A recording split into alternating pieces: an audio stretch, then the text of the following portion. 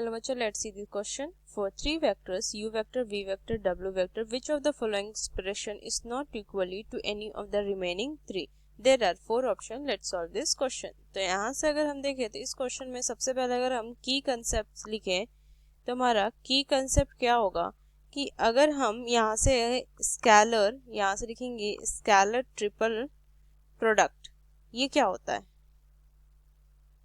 ये अगर कहीं हमें A vector dot B vector cross C vector दिया हुआ हो तो इसे हम क्या लिखेंगे? Box of A vector B vector C vector equal होगा, ठीक। और ये इक्वल होगा यहाँ से B vector cross C vector dot A vector के, ये इक्वल होगा, ठीक। कि ये इक्वल तो हमारा ये हमारा यहाँ से हम लिख सकते हैं ना इस तरीके से कि अगर हमारा ए वेक्टर यहाँ से डॉट बी वेक्टर उसको हम लिख सकते हैं B vector dot A vector, ठीक। और यहाँ से एक और प्रॉपर्टी है हमारी साइक्लिक प्रॉपर्टी ऑफ, यहाँ से लिखेंगे अगर हम cyclic property of scalar triple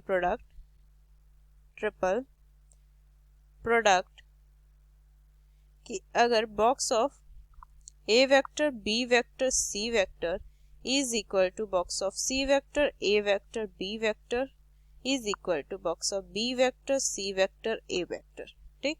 तो चलिए इस क्वेश्चन को हम सॉल्व करते हैं अब, ठीक। तो यहाँ से देखिए पहला ऑप्शन हम ऑप्शन लेके यहाँ से सॉल्व करते जाएंगे, ठीक। तो यहाँ से u vector dot v vector cross w vector, तो इसे क्या लिख सकते हैं? बॉक्स ऑफ a b ये c, ठीक। तो यहाँ से क्या हो जाएगा? ये हो जाएगा u vector v vector w vector, ठीक। ये होगा।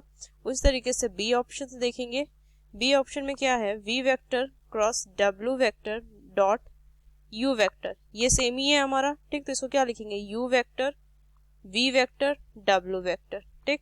सी ऑप्शन देखिए यहाँ से v vector dot u vector cross w vector, ठीक। तो इसको क्या लिख सकते हैं? ये हो जाएगा हमारा v vector u vector w vector, ठीक। हमारा डी ऑप्शन देखिए फर्स्ट और सेकंड तो हमारा सेम है, ठीक अभी तक। तो यहाँ से हमारा ये देखेंगे तो ये होगा u vector cross B vector dot w vector, ठीक। तो इसको क्या लिख सकते हैं? इसको अगर हम देखें तो इसको लिख सकते हैं साइक्लिक प्रॉपर्टी से w vector u vector v vector, फिर इसको अगर हम इंटीग्रेट करेंगे तो क्या लिख सकते हैं? ये हो जाएगा हमारा v vector w vector u vector, ये हमारा साइक्लिक प्रॉपर्टी से, ठीक। फिर अगर हम इसको रोटेट करें तो यहाँ से क्या हो जाएगा? देखिए ये यहाँ से अगर देखें तो ये हमारा ए बी सी को इसको अगर हम माने तो यहाँ से क्या हो जाएगा? ये हो जाएगा हमारा, देखिए अगर हम इसको ए माने और बी और ये सी, ठीक, हमने ये माना तो ये क्या हो जाएगा? यहाँ से पहले हमने लिखा ए, फिर हमने यहाँ से बी और फिर सी लिखा, ठीक। B A B C vector, ठीक। तो यहाँ से क्या हो जाएगा? यहाँ से ये हो जाएगा, ये हमने यहाँ से समझने के लिए लिखा है, ठीक। अब तो यही क्या हो गया? ये हो गया हमारा सी वेक्टर ए वेक्टर और ये हमारा बी वेक्टर। तो फिर इसको हम क्या लिख सकते हैं? बी वेक्टर, तो बी वेक्टर की जगह पे क्या हो जाएगा? यहाँ से u वेक्टर, फिर सी वेक्टर की जगह पे क्या हो जाएगा? यहाँ से ये हो जाएगा हमारा v वेक्टर, ठीक। और फिर ये w वेक्टर, ठीक। तो देखिए ये हमारा सेम है, ये सेम है और यहाँ से जो फर्स्ट है ये सेम है। तो यहाँ से जो हमारा जो सेम नहीं है वो क्या है? ये हमारा थर्ड वन, ये जो है हमारा यहाँ से ये जो थर्ड वन है वो सेम नहीं है। तो यहाँ से क्या हो जाएगा कि कौन सा रिमेनिंग जो है हमारा नॉट इक्वल हो जाएगा, तो थर्ड।